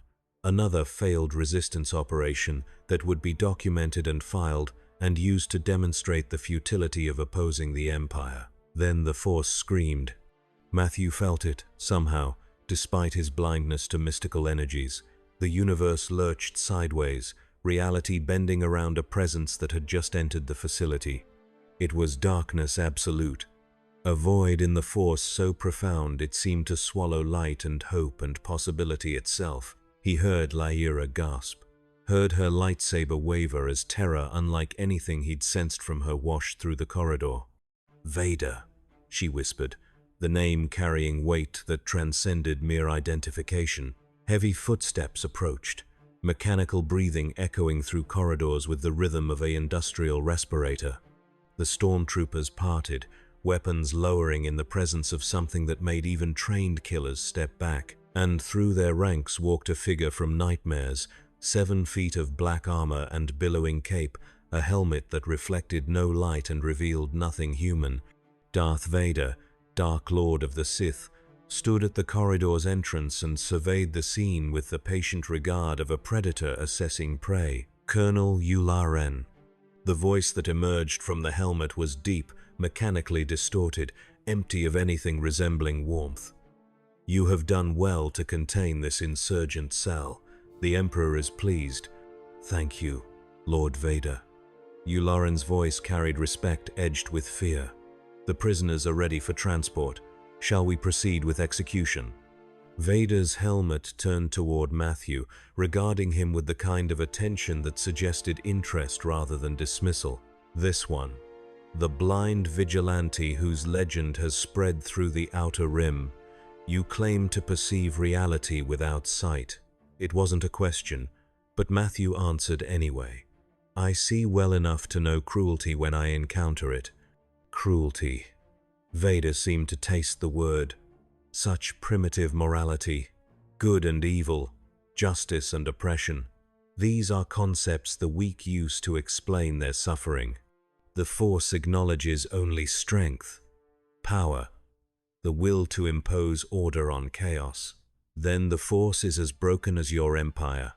Silence fell, absolute and terrible.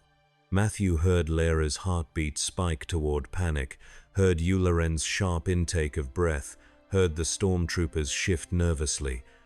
He'd just insulted a Dark Lord of the Sith, a being whose reputation made devils seem benevolent. Vader raised one gloved hand. Matthew felt pressure build around his throat, felt invisible fingers crushing his windpipe with casual force. He couldn't breathe, couldn't swallow. The Force choke lifted him off his feet, suspended him in midair while darkness crept in at the edges of his consciousness. "The Force is neither broken nor whole," Vader said, his mechanical breathing the only sound. "It simply is, like gravity, like death. It flows through all living things and binds the galaxy together. You are blind to it, yet it responds to your presence." Curious. The pressure released. Matthew collapsed to the floor, gasping, his throat bruised and aching. He heard Leia move toward him, heard Vader's lightsaber ignite with a snap hiss that promised violence if she continued. She stopped. Stood frozen. Matthew could feel her terror through the changes in her breathing, the way her heartbeat raced toward cardiac arrest levels. This was the man who'd hunted Jedi to extinction, who'd broken the Order's survivors through strength beyond comprehension. Facing him was facing death, given form and purpose. "You will be taken to Coruscant," Vader said, addressing Matthew directly, "interrogated by the Inquisitorius. Your abilities will be studied, catalogued, potentially repurposed to serve Imperial interests. If you prove useful, you may survive. If not, your death will at least provide scientific data. I'd rather die here." "That is not among your choices," Vader gestured to the stormtroopers. "Restrain them both. Inform the garrison that all prisoners are to be transported to the Executor. The Emperor will want to examine these specimens personally." Matthew heard Leia's strangled cry, heard her despair at the prospect of facing the Emperor himself. He wanted to fight, wanted to stand against the darkness even knowing it was futile, but his body betrayed him, exhaustion and injury combining with the after effects of Force choke to rob him of strength. Hands grabbed him, magnetic restraints clicking around his wrists and ankles. They hauled him upright, began dragging him toward whatever transport would carry them to judgment. He heard Leia being similarly restrained, heard her whispering what might have been prayers or might have been curses against the Force that had abandoned her. The facility's corridors blurred past. Matthew's senses painted their route through the facility's heart, past the detention cells where prisoners watched with hollow eyes, past the laboratories where atrocities were committed in the name of science, past the administrative sections where bureaucrats filed reports that sanitized horror into statistics. They were loaded into a transport shuttle, thrown into a prisoner compartment that smelled of previous occupants' fear and despair. The shuttle lifted off, engines screaming, climbing through Maigito's frozen atmosphere toward orbit and whatever star destroyer waited above. Matthew sat in darkness, listening to Leia's quiet breathing, feeling the weight of failure settle over him like a funeral shroud. He'd come to this galaxy by accident, had tried to help, had become a symbol for people desperate enough to believe in devils. And now he'd be delivered to the Emperor himself. Studied and broken and eventually discarded like every other inconvenient piece of resistance the Empire had crushed. The Force swirled around the shuttle, confused and turbulent, as if reality itself couldn't decide what would emerge from this crucible. Light and dark mixed without resolution, destiny held its breath. And somewhere in the galaxy's vast spaces, wheels within wheels began to turn toward an ending that had always been inevitable.